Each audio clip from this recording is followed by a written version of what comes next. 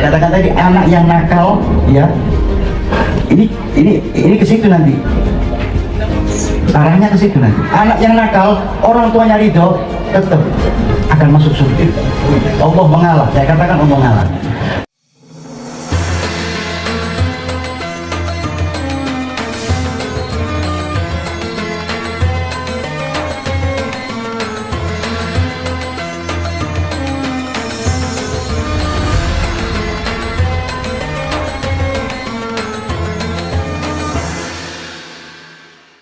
Fil jannah.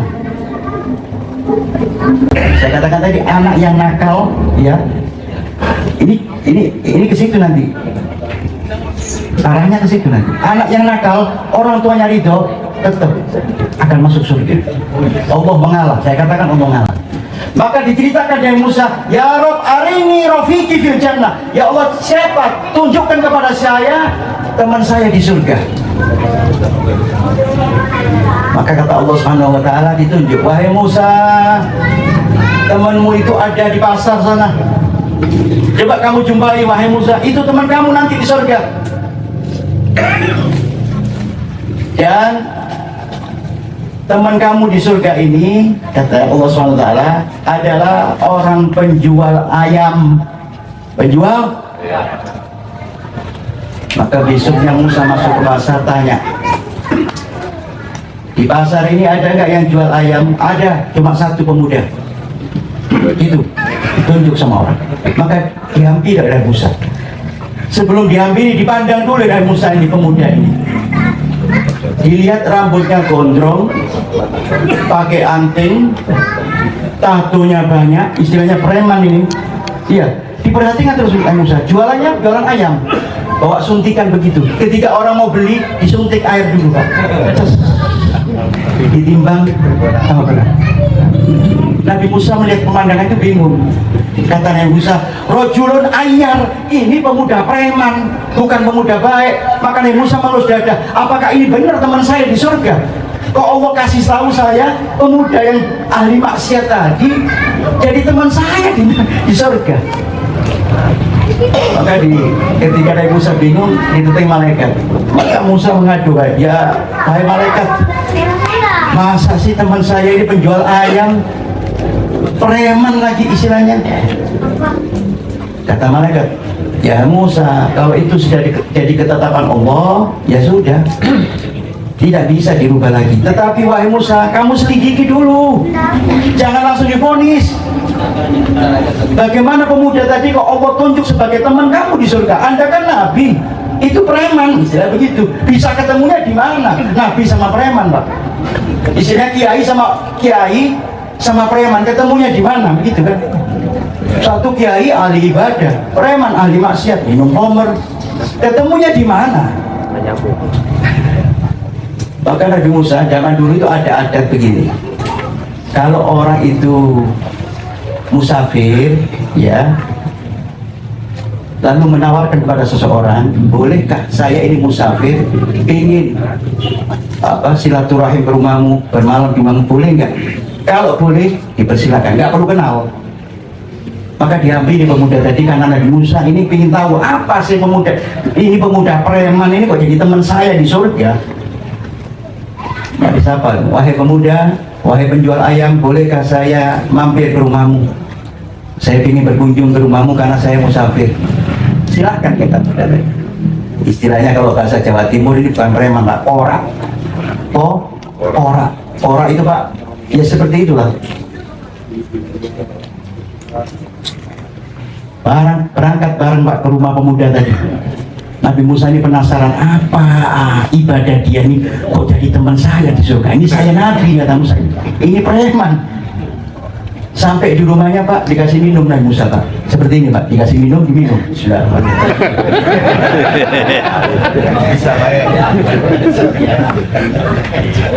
Sudah minum, dikasih makanan. Saya nggak ada makanan ini. Enggak usah, ini cuma diberikan makanan, lalu pemuda tadi izin kepada Musa, wahai bapak. Pemuda nggak tahu kalau ini Nabi Musa, nggak kenal. Wahai bapak, saya tinggal dulu ke dalam sebentar, bapak minum dulu, ya. sambil makan makanan. Seperti ini minumnya Pak. Bismillahirrahmanirrahim.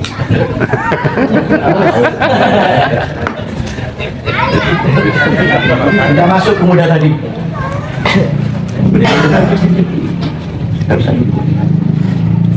Masuk, Nabi Musa duduk, pemuda tadi masuk Pak, buka lemari seperti kotak besar begitu, buka lemari, dia mengeluarkan keranjang besar begitu. Diperhatikan Nabi Musa, apa keranjang, isinya apa ini? Ternyata ada seorang ibu-ibu Pak, ibu-ibu tua bangka, dibawa ke belakang sama dia, dimandikan bersih, terus kasih baju. Setelah itu orang tua tadi yang tidur saja itu tangannya diangkat, ngangkat tangan begini sambil ngomong, didengar ya Musa, apa anak pemuda tadi? Iya ya Bu, iya. Sebentar ya Bu, saya ada tamu. Dimasukkan lagi ke lemari tadi. Musa heran, siapa ini? Maka ketika duduk ditanya, wahai pemuda, itu siapa itu? Oh, itu ibu saya. Ibu saya 30 tahun stroke. Kalau bahasa sekarang stroke pada itu lumpuh. 25 tahun stroke tambah 5 tahun stroke, 5 tahunnya itu stroke-nya menyerang lidahnya sehingga dia tidak bisa bicara benar. Seperti Anda dengarkan tadi. Dan terus ngomong apa ibu kamu tadi itu? Ibu saya setelah saya mandikan, setelah saya berikan makan, berdoa. Dan tadi ini doanya apa kata Musa? Apa doanya? Allahumma ja'al waladi hada rafiqi Musa fil jannah. Ya Allah, jadikan anak saya yang preman ini, yang nakal ini, jadikan temannya Nabi Musa di surgamu ya Allah. Itu selama 30 tahun didoakan itu saja. Maka Musa kaget, subhanallah. Ibumu tadi berdoa begitu? Iya. Karena nggak bisa bicara, nggak bisa doa. Ya tadi yang Anda dengar tadi, gitu. Apa kata Musa? Ana Musa, rafiquka fil jannah. Saya ini Musa yang jadi temanmu di surganya Allah Subhanahu wa Ta'ala. Maka nangis pemuda tadi Pak, tobat sama Allah. Kata pemuda tadi, saya wahai Musa berikan izin untuk merawat ibu saya sampai meninggal. Kalau sudah meninggal, saya akan menjadi muridmu wahai Musa. Maka dikatakan Ibnul Bar la yadkhulun nar. Anak yang berbakti pada orang tua meskipun nakal tidak akan masuk nerakanya Allah Subhanahu wa Ta'ala. Jelas ya? Bisa dimengerti? Bisa dimengerti? Maka pelajaran kita, orang yang tua kita yang telah meninggal, kita terus doakan dengan cara berbakti tadi, dengan doa istighfar. Terlebih yang hidup, Anda nakal, kurang ibadah, tetapi Anda muliakan orang tua Anda, insya Allah Allah gak lihat itu. Anda compang-camping ibadah Anda nakal, tapi kepada orang tua Anda berbakti, insya Allah Anda selamat daripada api nerakanya Allah Subhanahu wa Ta'ala. Ini sesi pertama. Sesi kedua sekarang. Ini bulan apa ini? Berapa nih?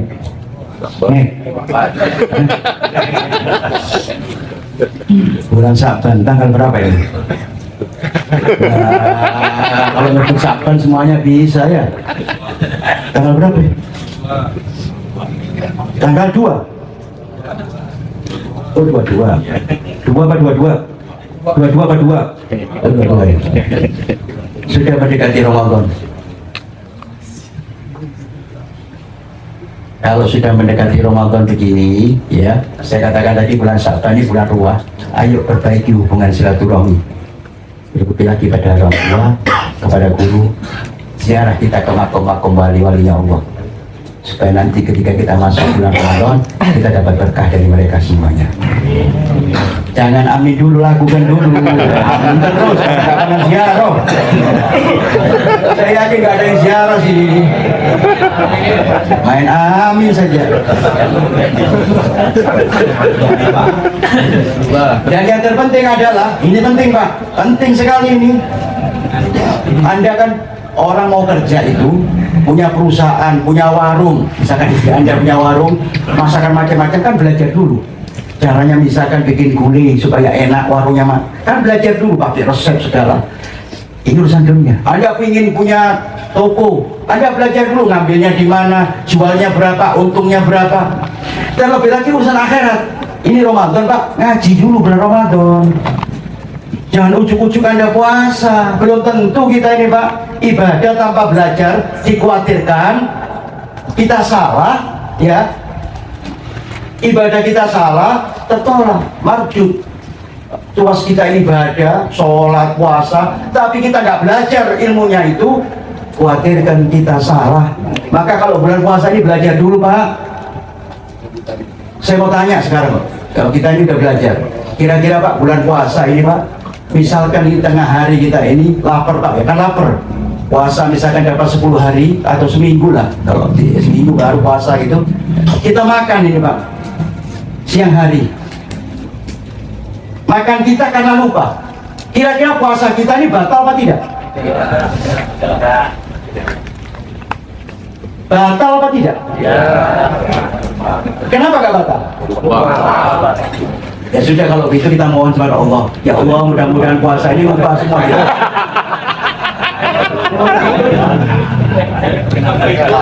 Ilmunya lupa. Ilmunya lupa.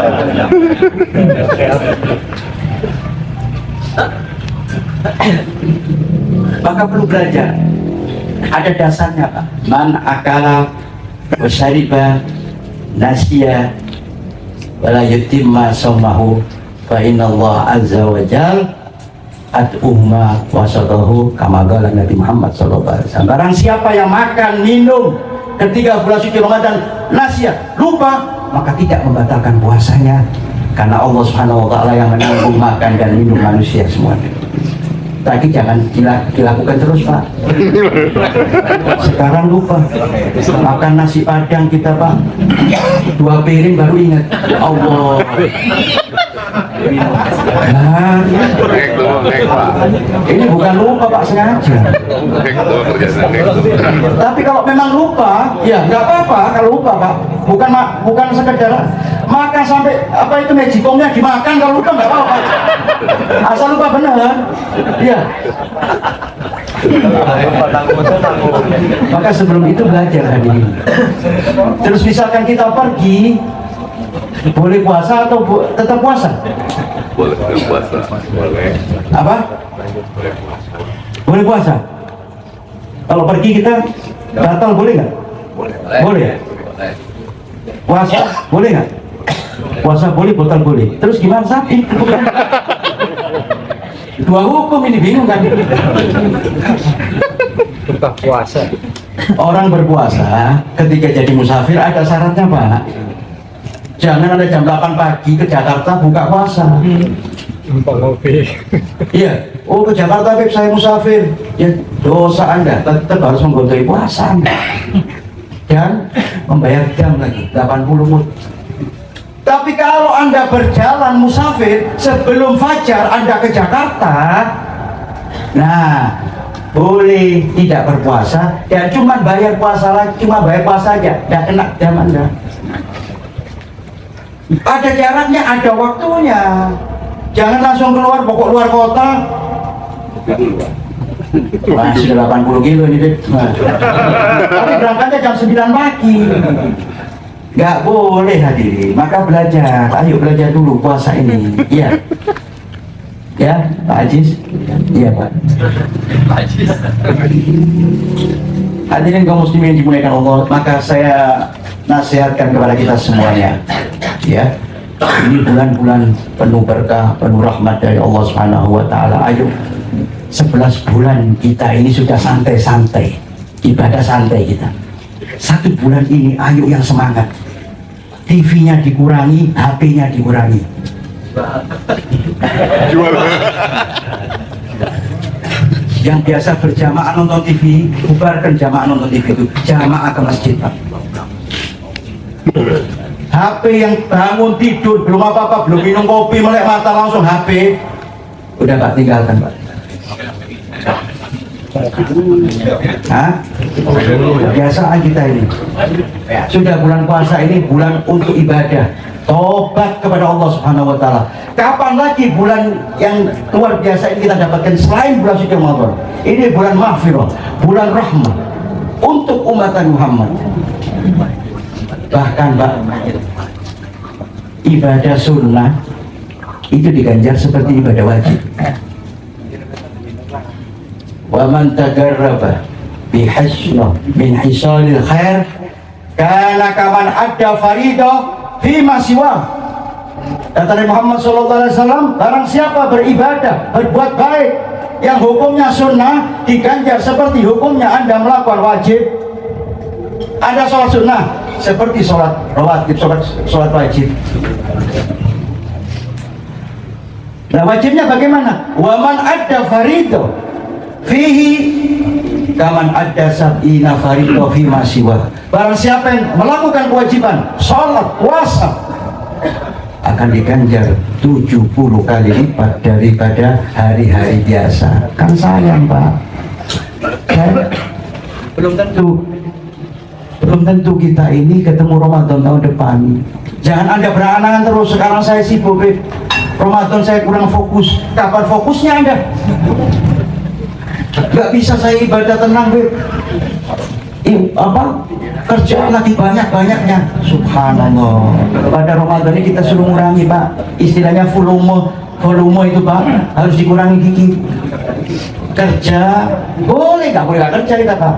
Nanti mentang-mentang puasa, katanya ada hadis mengatakan orang puasa ini tidurnya saja diganjar oleh Allah, maka tidur terus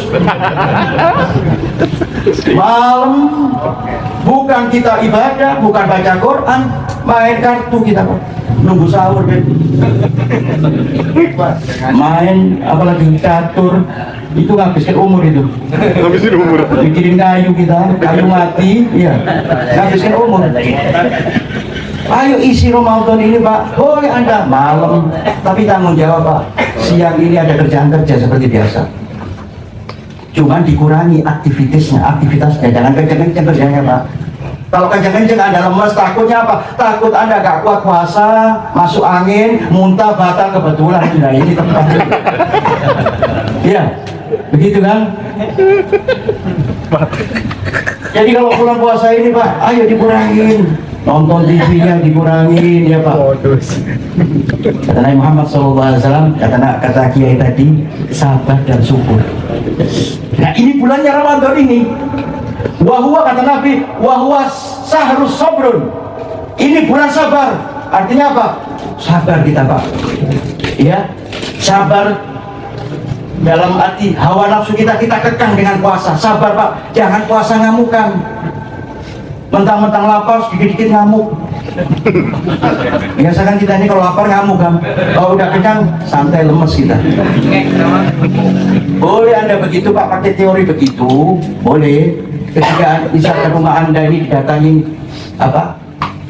kolektor, ya ngamuk dia, Anda langsung carikan makan, ikan apa saja, kasihkan makan, tidak usah banyak ngomong, jangan bantah, Anda salah, belum bayar hutang, kan begitu.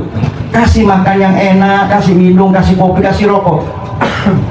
Makan dulu Pak, makan dulu Pak, sebentar lagi Bapak boleh marahin saya sampai bagaimanapun terserah, kasih makan dulu. Saya yakin Pak, makan gak usah nunggu setengah jam, 2 menit aja Pak, ngerokok Pak, langsung sadar Pak. Ya Bapak kalau mau belum bisa ada duit Pak, baik-baik sama kita. Nah puasa ini Pak, jangan dikit-dikit marah. Iya, cobaannya besar Pak. Memang benar ya, puasa ini wasul silatus sayatin. Setan tadi Pak di penjara, diikat oleh Allah. Supaya apa? Supaya tidak ganggu yang puasa. Tapi setan ngerti Pak, setan pintar, alim Pak, bukan goblok seperti kita. 6 bulan sebelum puasa sudah mengkader Pak. Tahu nanti bulan Lebaran saya di penjara oleh Allah. Dikader Pak manusia Pak. Supaya apa? Supaya mengumbar hawa nafsu. Maka ketika puasa tetap saja kita ini yang ngomong porno tetap porno, yang lihat film porno tetap porno. Loh saya tanya, katanya dia diikat. Loh, Anda kan kadernya setan. Setan nggak perlu goda, Pak. Kita yang di setannya ketika bulan Ramadan. Makanya Ramadan banyak maksiat bukan karena setan, Pak. Ya setannya dia sendiri. Begitu ya.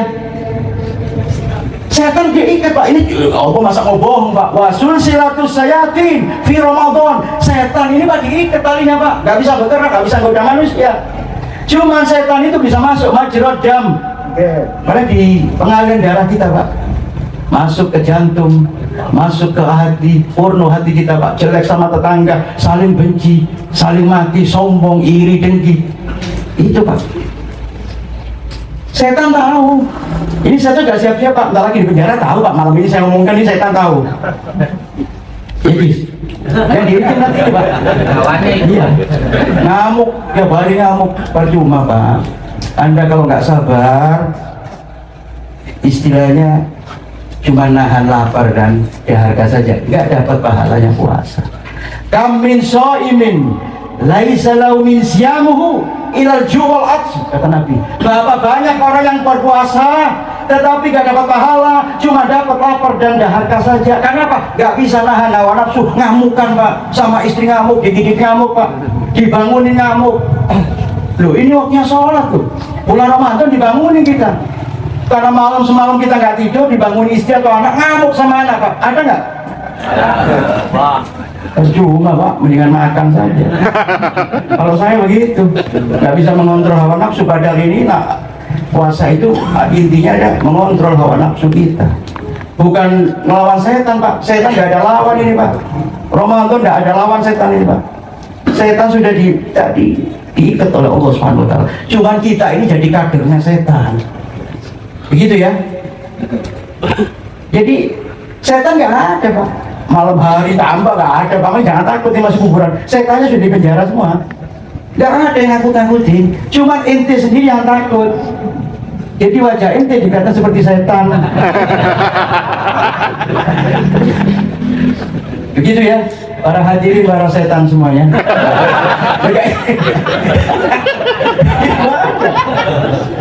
Iya. Dan dikatakan sahru sober as-sobru sawabahu jannah. Kalau sudah sabar, Pak, tidak ada lain imbalannya atau pahalanya surganya Allah. Karena paling berat sabar. Orang bisa ngomong sabar saya, Beb, coba diuji. Ngomongnya paling sabar ada batasnya, Beb. Dari mana sabar ada batasnya, Pak? Gak ada sabar ya ada batasnya, Pak. Musibah, tidak lagi kasih musibah, ada batasnya, Pak. Kita nggak tahu. Di bulan puasa misalkan ada keluarga kita yang meninggal, ini musibah, butuh sabar kita. Kita puasa-puasa misalkan ada orang marah, tahu-tahu marah sama kita, sudah diamkan saja. Sabar kita, Pak, tahan hawa nafsu. Daripada kita nurutin nanti puasa kita batal, sayang. Ya nanti Beb, saya akan ganti. Saya yakin kalau Anda nggak puasa 1-2 hari, mau menggodoi puasa itu paling males, Pak. Jangan kita ini, yang istri kita, mohon maaf, yang sudah kodratnya menstruasi, Pak. Iya, kalau bulan puasa itu datang menstruasi batal puasanya, ada yang 7 hari, ada kena istri hapo segala itu. Coba kalau suruh bayar, Pak, setahun kadang belum lunas, Pak. Tahu juga. Iya. Apalagi laki-laki, Pak, yang siang-siang keluar lihat temannya ngopi, oh saya bayar utang ini. Tadi temannya minum kopi enak, minum es teler, iya, es campur, es cincau. Kuat kira-kira kita. Masih ada hari besok, batalin aja, besok digodoi bisa. Saya tahu kalau besok masih hidup. Subhanallah.